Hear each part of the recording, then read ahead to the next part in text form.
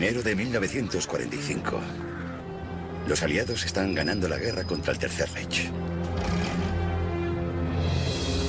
Pero en medio del intenso frío del invierno belga, los soldados estadounidenses están a punto de realizar un macabro descubrimiento. Cerca del pueblo de Malmedy encuentran pruebas de un crimen terrible.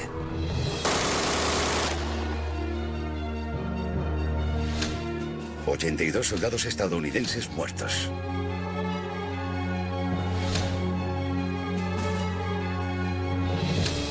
Sus cadáveres, muchos de ellos acribillados por las balas, han quedado congelados en el tiempo. Estos hombres eran miembros del orgulloso batallón de observación de artillería de campaña número 285 del Ejército de los Estados Unidos.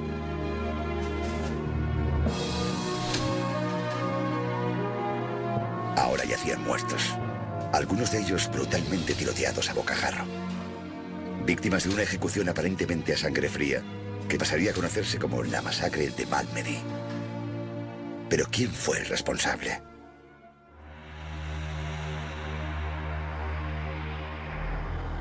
La atención se centró rápidamente en el comandante de élite de las SS, Joachim Peiper. Se sabía que había estado en la zona en el momento de la masacre, y su regimiento, formado por 5.000 tanques, era una de las fuerzas de combate más temidas en toda Europa. Diga su nombre completo.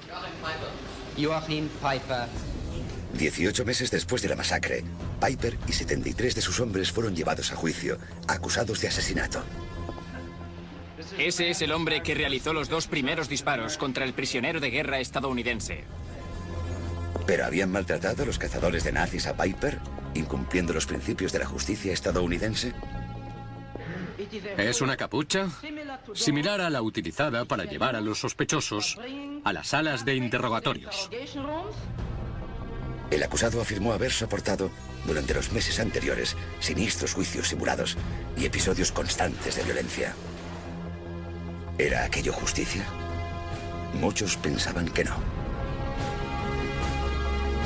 Entre ellos, un joven y ambicioso senador estadounidense, Joseph McCarthy. I think we all agree that everyone who can shed any light upon this situation definitely will be called before the committee, right, John? La polvareda causada por lo ocurrido en Malmedy tardaría más de 30 años en disiparse. Fue entonces cuando Joachim Peiper, que por entonces entraba en la vejez, debió rendir finalmente cuentas. En verano de 1944, el Tercer Reich comenzaba a desmoronarse. En Bélgica, las fuerzas aliadas capturaron el puerto estratégico de Amberes. Su objetivo era establecer una ruta para abastecer el último empujón de las tropas hacia Berlín. Pero Hitler no estaba dispuesto a rendirse. Conforme se acercaba el invierno, decidió apostarlo todo a un ambicioso plan. Su intención era privar a los aliados de provisiones, recuperando el control de Amberes.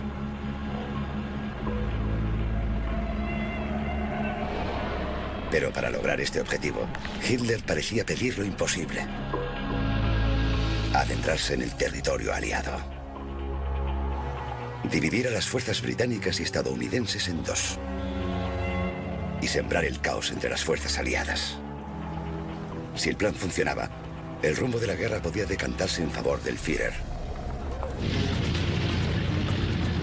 En noviembre de 1944, Hitler comenzó a reunir una enorme fuerza de divisiones de tanques, entre ellas el 6º Ejército Panzer. Estaba comandado por un antiguo amigo de Hitler, el general Sepp Dietrich. El plan de Dietrich consistía en atravesar las líneas aliadas hacia el oeste en 3 frentes diferentes. Y para encabezar el ataque más meridional, eligió a uno de sus comandantes de mayor confianza, Joachim Peiper.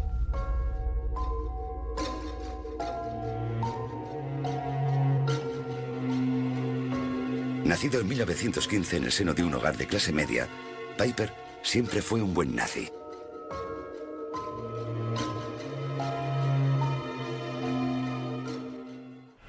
Der Vorbeimarsch wird von Reichsführer SS Himmler, Gauleiter Greiser und Korvettenkapitän Lüth abgenommen. Había sido uno de los primeros miembros de las juventudes hitlerianas. Aquí le vemos en un desfile ante Heinrich Himmler, el líder de las temidas SS.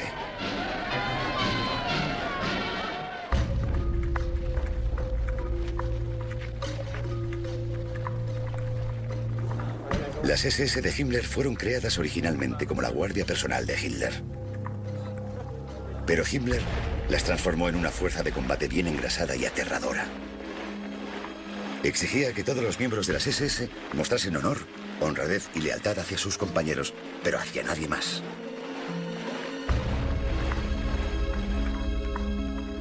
Apoyado por el propio Führer, Piper, con 23 años, no solo se unió a las SS, sino que durante 18 meses se convirtió en el fiel ayudante de Himmler.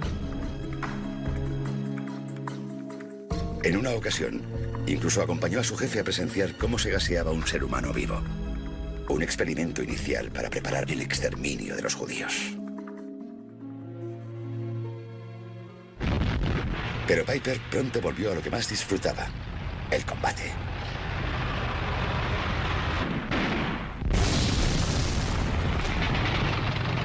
Se convirtió en el coronel de regimiento más joven de las Waffen-SS. En 1943 luchó en la batalla de Kursk. Fue la mayor batalla de tanques de todos los tiempos. Casi 500 de sus hombres murieron en un solo día. Siendo ya un soldado enormemente condecorado, estaba a punto de dar un paso que le conduciría al oscuro mundo de los crímenes de guerra.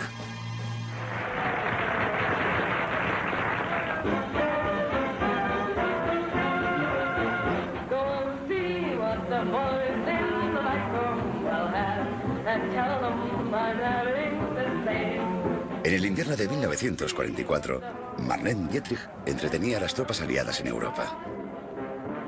La mayoría confiaba en que la victoria final estaba cerca. Sin embargo, Hitler estaba a punto de tomar a todos por sorpresa.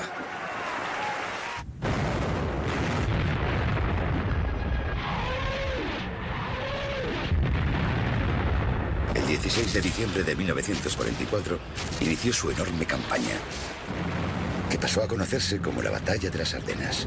En primera línea iba el poderoso primer regimiento de tanques de las SS, liderado por Piper. La batalla duraría 40 días y ocasionaría 20.000 víctimas en cada bando. El enfrentamiento, que tuvo lugar en el territorio belga conocido como las Ardenas, comenzó mal para los estadounidenses.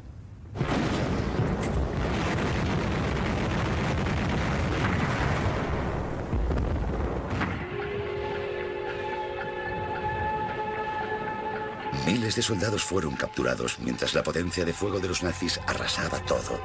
Pero aquello supuso un problema para los alemanes. Atender a todos aquellos prisioneros empezó a retrasar su avance.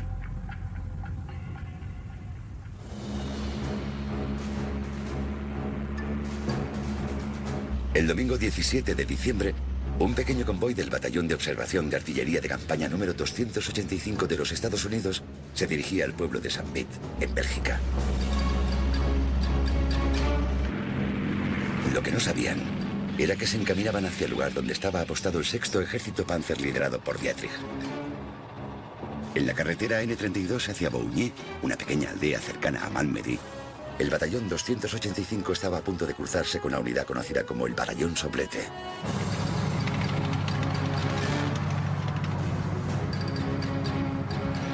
Mientras sus hombres avanzaban en dirección al río Mosa y posteriormente a Amberes, Piper les dio la orden de que no dejasen que nada ni nadie les demorase. Sus hombres eran jóvenes, muchos todavía adolescentes, pero también formaban parte de la Leibstandarte SS Adolf Hitler. Creada originalmente como la guardia personal de élite de Hitler, sus miembros se habían convertido en experimentados combatientes de primera línea.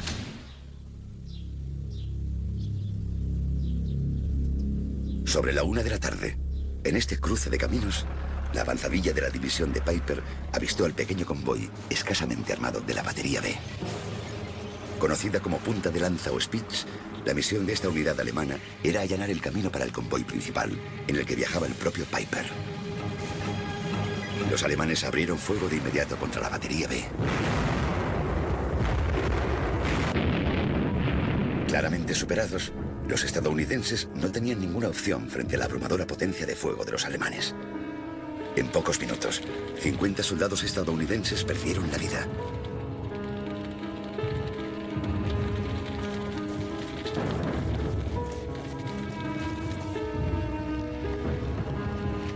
Otros 100 hombres se rindieron de inmediato y fueron trasladados a un campo cercano.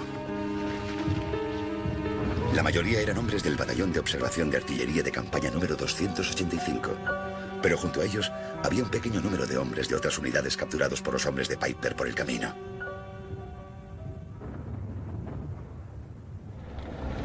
Era alrededor de la 1:30 de la tarde. Los alemanes tenían un problema. Para continuar su avance, no podían llevarse a los prisioneros con ellos. Mientras el resto del convoy comenzaba a apretujarse en la retaguardia, una pequeña unidad de jóvenes de las SS vigilaba a los prisioneros. Uno de los prisioneros, William Merricken, relataría posteriormente lo ocurrido. Vi a un alemán de pie, empuñando una pistola y disparando a un soldado estadounidense. Después a otro. Y a un tercero.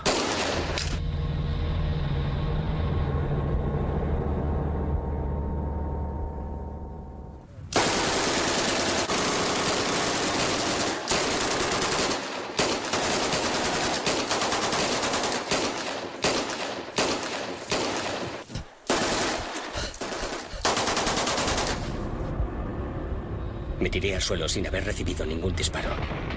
Podía escuchar las balas impactando contra los cuerpos cerca de mí. Pasó una columna de vehículos que también dispararon contra nosotros. El fuego continuó durante varios minutos. Después, volvió a reinar un inquietante silencio. Merricken seguía vivo, pero aquello todavía no había terminado.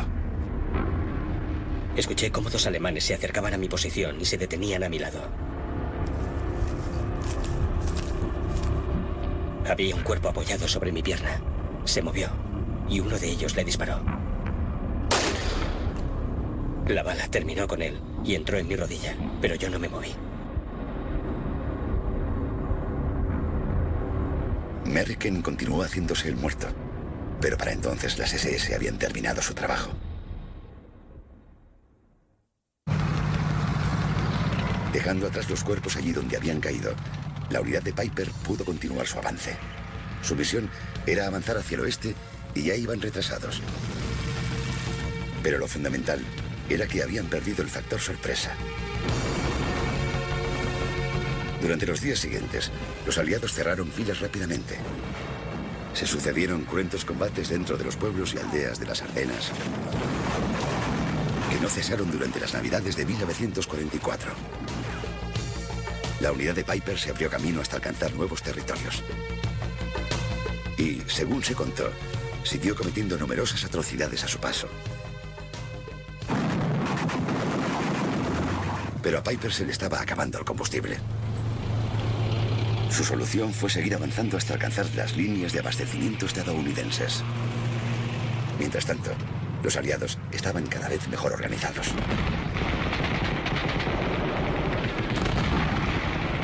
Piper necesitaba cruzar una serie de puentes para alcanzar su objetivo. Pero los estadounidenses no iban a permitírselo.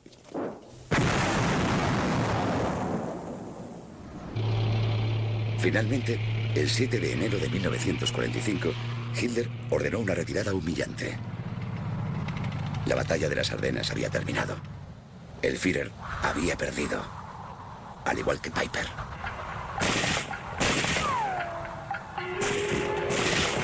Mientras los estadounidenses eliminaban los últimos reductos de resistencia alemana, pasaron otros 10 días antes de que las tropas pudiesen llegar al escenario de la masacre de Malmedy.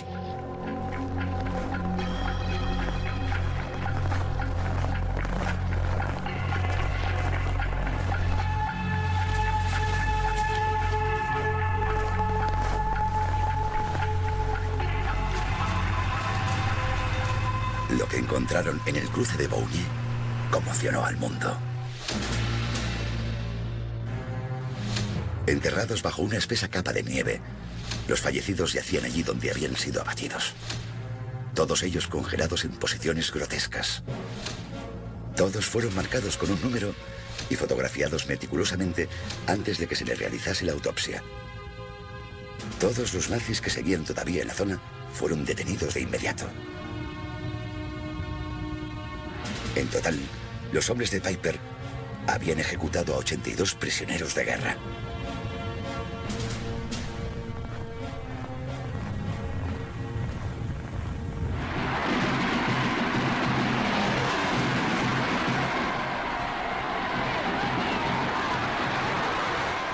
En Europa, la guerra estaba casi terminada.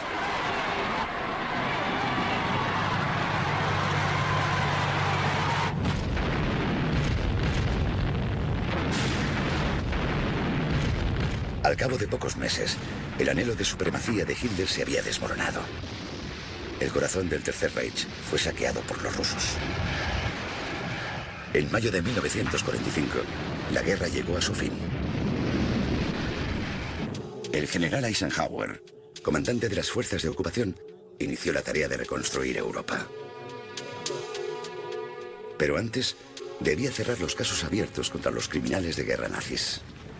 Entre ellos, Joachim Piper. Se enviaron equipos de investigadores para dar caza e interrogar a los sospechosos. Pero encontrar al culpable no resultó sencillo.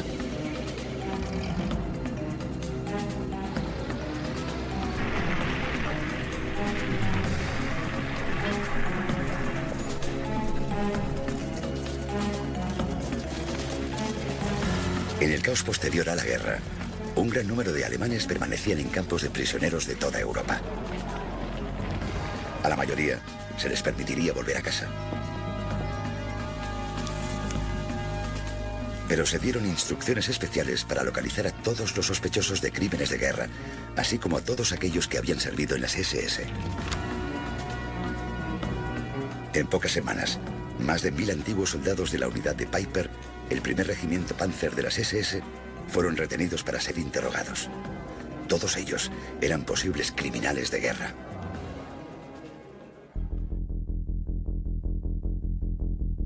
Pero el verdadero objetivo era el propio Piper. Tras abandonar a su unidad sin combustible, Piper realizó un intento desesperado de llegar hasta su casa a pie. Pero apenas a 10 kilómetros de su objetivo, en Baviera, fue interceptado por las tropas estadounidenses. Incluso entonces pudo haber escapado. Sin darse cuenta de quién era, condujeron a Piper a un campamento de prisioneros cercano a Nuremberg. Era solo cuestión de tiempo que algún miembro aplicado de la Comisión de Crímenes de Guerra identificase su nombre en una lista. Piper fue arrestado de inmediato.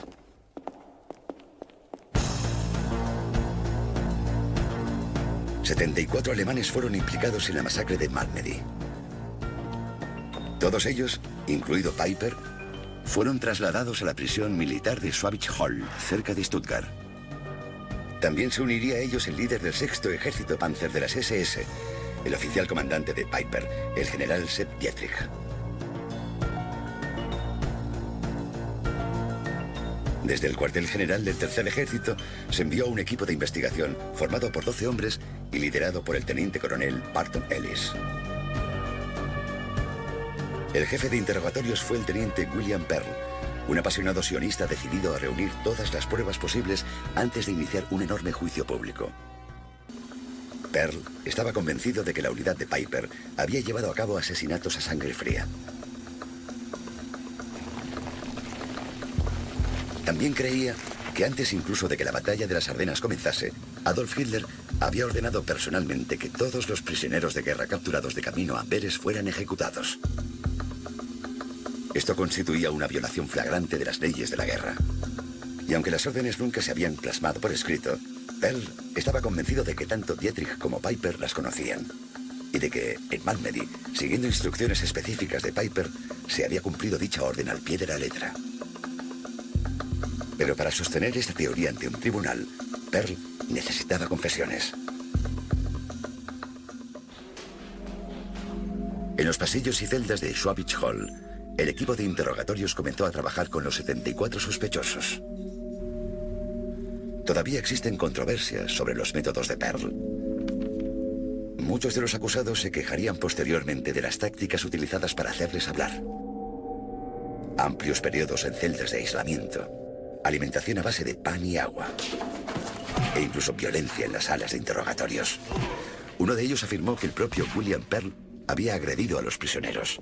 Otros contaron que les ponían cerillas ardientes bajo las uñas o que era habitual que los visitase un dentista para curar sus dientes rotos. Pero la idea más peculiar de Pearl fue también la más controvertida. La rutina era siempre la misma. Los prisioneros explicaron que les obligaban a vestir capuchas negras para trasladarles a la llamada celda de la muerte. Ante ellos, un falso fiscal y un falso abogado defensor. Pearl solía ejercer de fiscal. La mesa estaba cubierta con un trapo negro y adornada con artilugios intimidatorios. No eran ni más ni menos que juicios falsos. Pearl siempre negó el uso de la coacción y la violencia. Pero la intensa presión psicológica causó inevitablemente estragos.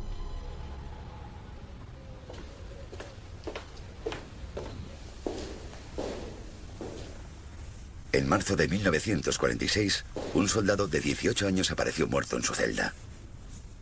Poco antes había sido interrogado por William Pearl.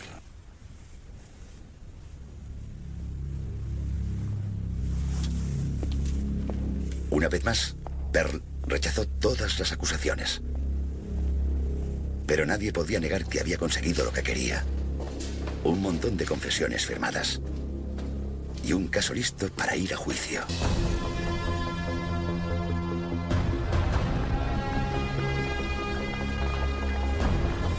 En mayo de 1946, 74 hombres de la Leibstandarte SS Adolf Hitler se sentaron en una sala improvisada del antiguo campo de concentración nazi de Dachau. No había jurado. Únicamente un panel formado por jueces militares, citados expresamente para dictaminar acerca de un horrendo crimen. El asesinato, fusilamiento, maltrato, abuso y tortura de los miembros de las Fuerzas Armadas de los Estados Unidos de América, por entonces en guerra con el Reich alemán. La acusación tratará de presentar las pruebas en orden cronológico. El fiscal jefe era Barton Ellis. Pese a no estar presente durante la masacre de Malmedy, muchos consideraban a Piper responsable de los actos de sus hombres. Actos que, presuntamente, dieron lugar a numerosos asesinatos durante el aterrador trayecto del primer regimiento Panzer de las SS a través de Bélgica. Según los relatos, el batallón suplete no mostró piedad alguna, ni siquiera con los civiles. Y el hombre que les había dado aquellas órdenes se encontraba ahora sentado en el banco de los acusados. Diga su nombre completo. Joachim Piper. ¿Fue en algún momento miembro de las Fuerzas Armadas del Reich? Fui miembro de las Waffen-SS desde octubre de 1934 hasta el final de la guerra. Le asigno el número 42. Siéntese. Piper, que en su día había sido un hombre poderoso, se veía reducido ahora a un número. Al igual que los 82 soldados estadounidenses, cuyos cadáveres habían aparecido bajo la nieve de las Ardenas.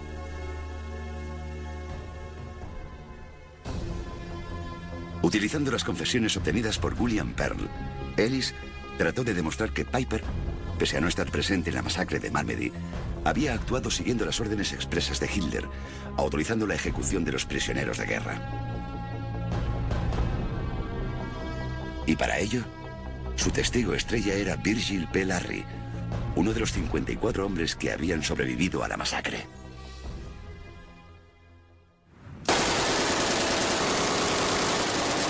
Todos los hombres de nuestro grupo teníamos las manos sobre la cabeza, de este modo. Se le pidió que reconstruyese los momentos anteriores al fusilamiento, cuando un cabo de las SS apuntó su arma contra ellos. Realizó 2 disparos contra nuestro grupo. El primero, contra un hombre que estaba situado a mi derecha, aproximadamente a esta distancia, con las manos así colocadas, que cayó de esta manera.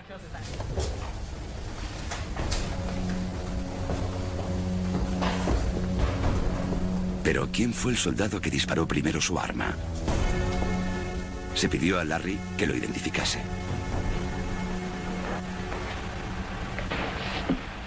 Ese es el hombre que realizó los 2 primeros disparos contra el prisionero de guerra estadounidense. Era una prueba concluyente, pero los acusados se resistieron. El abogado defensor, el teniente coronel Willis M. Everett, señaló que las muertes no habían sido premeditadas, sino un accidente de guerra resultante de la confusión en el fragor de la batalla. En otras palabras, que no había sido homicidio. La segunda parte de la defensa de Everett era que las confesiones firmadas por los acusados antes del juicio no eran válidas, puesto que habían sido obtenidas mediante medios abyectos. El principal responsable de los interrogatorios anteriores al juicio subió al estrado. William R. Pearl, primer teniente de la sección de crímenes de guerra, actualmente en servicio temporal con el Tercer Ejército. ¿Cuál ha sido su misión en la sección de crímenes de guerra durante los últimos 6 meses? He sido el jefe de interrogatorios en el caso Malmedy. Pearl argumentó que había sido necesario utilizar tácticas duras, incluido el uso de capuchas. Cuéntele al tribunal qué es. Es una capucha similar a la utilizada para llevar a los sospechosos a las salas de interrogatorios y para llevarlos de vuelta a sus celdas. Y negó haber falseado declaraciones. Siempre que él quería añadir algo, por supuesto, se añadía. También señaló que cualquier posible maltrato no había sido obra de su equipo de interrogatorios, sino de los guardias polacos. Dietrich me contó una vez que, al ser trasladado a la sala de interrogatorios, alguien a quien no pude identificar le había dado una patada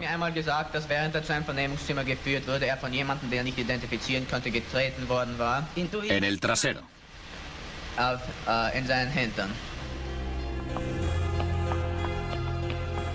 Pearl insistió en que únicamente gracias a la persuasión se habían obtenido las confesiones firmadas, incluida la de Piper, en la que finalmente admitía que la ejecución de los prisioneros de guerra en la batalla de las Ardenas había sido parte de la política oficial. Entonces, llegó el gran momento en el que el propio Piper fue llamado al estrado.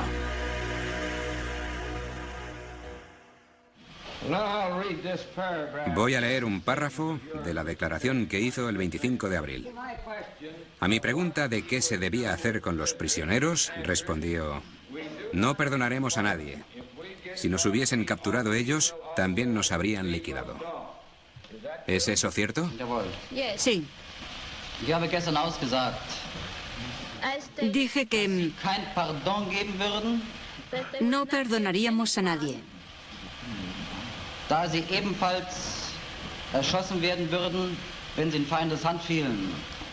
Porque ellos nos habrían tiroteado del mismo modo si hubiésemos caído en sus manos.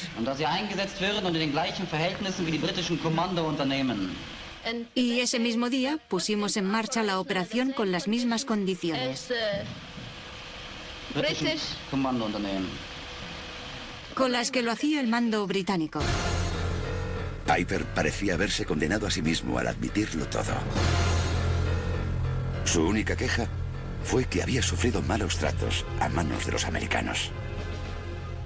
Estuve detenido durante 5 semanas en un sótano que estaba casi completamente a oscuras.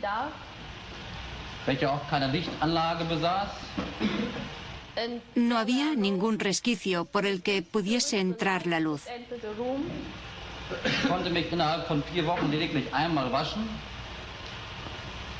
Y en el transcurso de esas 4 semanas, solo pude asearme una vez. Finalmente, la defensa solo pudo encontrar a una persona que dijese algo bueno sobre Piper.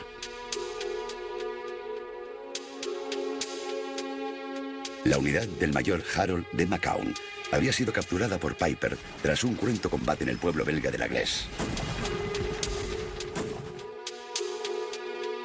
Pero McCown testificó que, como prisioneros de guerra, Piper les había tratado bien a él y a sus hombres. Fue un testimonio inesperado. ¿Pero sería suficiente para salvar a Piper? El fiscal Barton Ellis creía que no. Fue un récord sangriento el que estableció el primer regimiento Panzer de las SS durante aquella corta semana. Esperemos que nunca se repita y que nadie se acerque a ese récord. Todos aquellos compañeros estarían hoy vivos de no ser por el primer regimiento Panzer de las SS. Y no pueden haber muerto en vano. Nuestros antiguos enemigos han de entender claramente que no pueden actuar en la guerra de una manera tan despiadada e inhumana. El pueblo alemán debe darse cuenta de que el principio del exterminio que les guió en su última batalla no creará un mundo nuevo y mejor para ellos, sino que solo traerá el desastre para su patria y para ellos mismos. Espero que se les castigue de forma apropiada por sus crímenes. Después de que Ellis hablase, llegó el turno de la defensa. La cuestión que les formulo es esta. ¿Consideran que la violencia, los juicios falsos, las promesas de libertad, etcétera, son artimañas legítimas y dignas del ejército de los Estados Unidos? Intentan demostrar un asesinato a sangre fría mediante admisiones de unos acusados contra otros dictadas astutamente como una especie de estrategia. Que nunca se diga que se ha aplicado una condena justa en esta mascarada de libertad, que un gobierno militar ha cubierto con un falso manto de legalismo. Dejo en las manos de Dios y en las suyas el veredicto justo para estos 74 acusados. Fue un discurso apasionado, pero los jueces apenas se inmutaron. El primero en escuchar el veredicto fue el soldado George Phillips, acusado de haber realizado el primer disparo. Este tribunal, tras una sesión a puerta cerrada y con al menos el voto de 2/3 de sus miembros presentes, le condena a morir en la horca, morir en la horca, morir en la horca, morir en la horca, en el lugar y la hora que una autoridad superior dictamine. Más de la mitad de los 74 acusados fueron declarados culpables y condenados a muerte. 22 de ellos, incluido el general Sepp Dietrich, recibieron duras condenas de prisión. Finalmente, llegó el turno de Piper. Pese a no estar presente en la masacre, había aceptado la responsabilidad de los actos de sus hombres. Este tribunal, tras una sesión a puerta cerrada y con al menos el voto de 2/3 de sus miembros presentes, le condena a morir en la horca, en el lugar y la hora que una autoridad superior dictamine.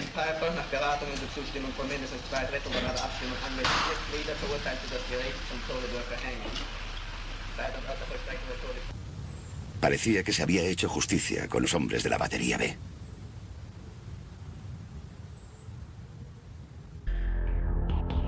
Pero la alegría de la acusación duró poco.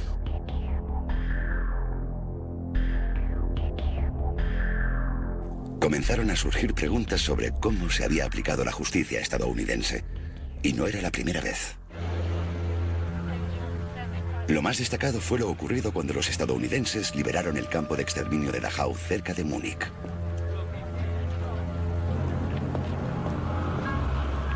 A su llegada allí, en abril de 1945, los soldados se encontraron con horrores inenarrables.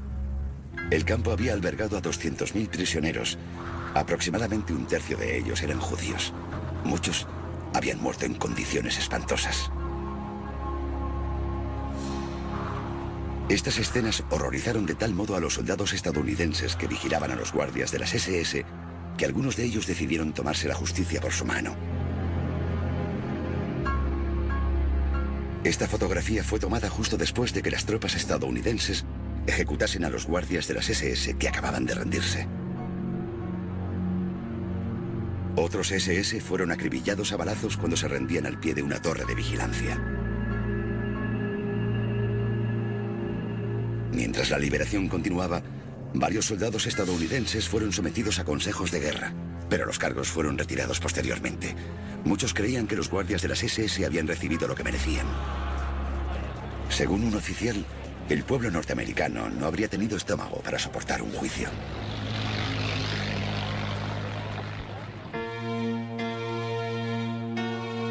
Pero el caso Piper, que irónicamente se juzgó en Dachau un año más tarde, había reavivado ciertos sentimientos incómodos. En los meses posteriores a su condena, se pusieron en marcha diversas investigaciones para examinar cómo se les había tratado a él y a sus hombres. Ante la falta de fundamento de algunos veredictos, se anuló la condena a muerte de 30 de los acusados. Piper, sin embargo, permanecería en el corredor de la muerte.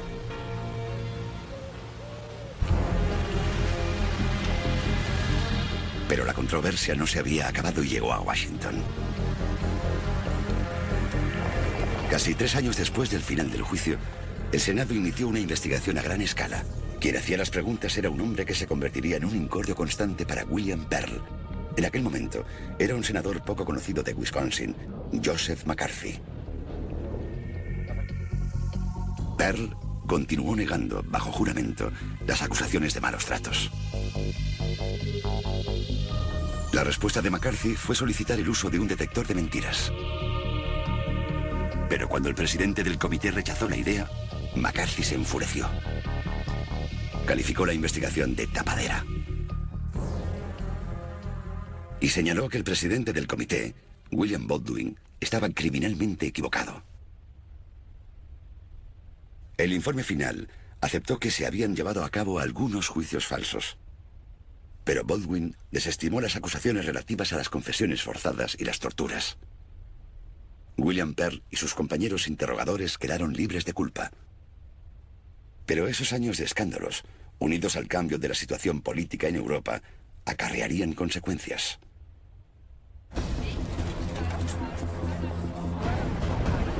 Alemania estaba reconstruyéndose y Europa era un lugar muy diferente.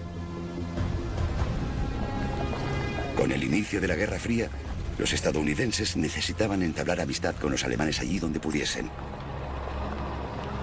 Para muchos, era el momento de dejar atrás el pasado.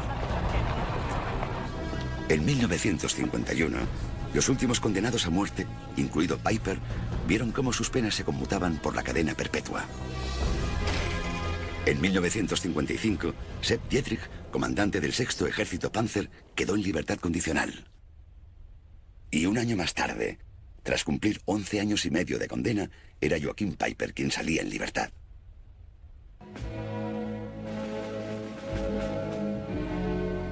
Para los supervivientes de Malmedy, supuso un trago amargo.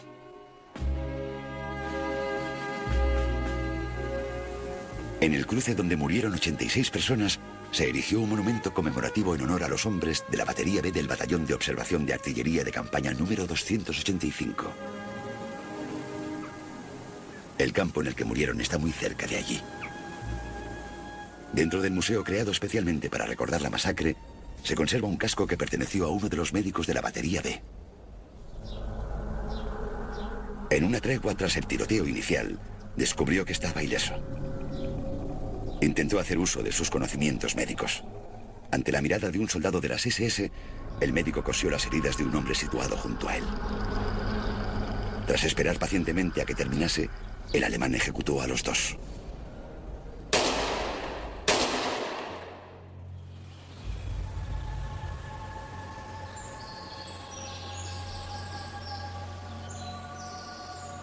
...21 víctimas de la masacre de Malmedy yacen aquí, en el cementerio militar de Henry Chapelle, situado 40 kilómetros más al norte. Número 13. Gilbert R. Pittman. Número 3. Luke S. Schwartz. Número 46. James E. Luers. Número 45. Paul R. Carr. Todos ellos fueron víctimas de los brutales tiroteos que tuvieron lugar en diciembre de 1944. Aún así, Joachim Piper no solo había escapado de la horca, sino que ahora estaba en libertad. Muchos años después, escribió esto acerca de los asesinatos. Ocurrió hace tanto tiempo, ni siquiera yo sé la verdad. Si algún día la supe, la he olvidado. Lo único que sé es que asumí la culpa como un buen comandante y que fui castigado. ¿Pero qué fue de Joachim Peiper? Había sido una de las figuras más brillantes del Tercer Reich, pero su vida no volvió a ser la misma después de Malmedy. Obligado a convertirse en un humilde vendedor de coches, en 1972, Peiper abandonó Alemania para disfrutar de una tranquila jubilación anticipada en el pueblo francés de Trappes. Permaneció allí oculto 4 años, construyendo su propia casa y traduciendo libros sobre la guerra. Pero entonces, sin previo aviso, apareció un cartel en el pueblo. Decía: ciudadanos de Trappes, un criminal de guerra de las SS, Joachim Peiper, está entre vosotros. Peiper había sido descubierto. El día de la Bastilla, el 14 de julio de 1976, Peiper libró su última batalla. Nadie conoce la identidad de los cazadores de nazis que lanzaron un ataque con bombas incendiarias contra su casa y posteriormente desaparecieron. Joachim Peiper, de 66 años, había muerto.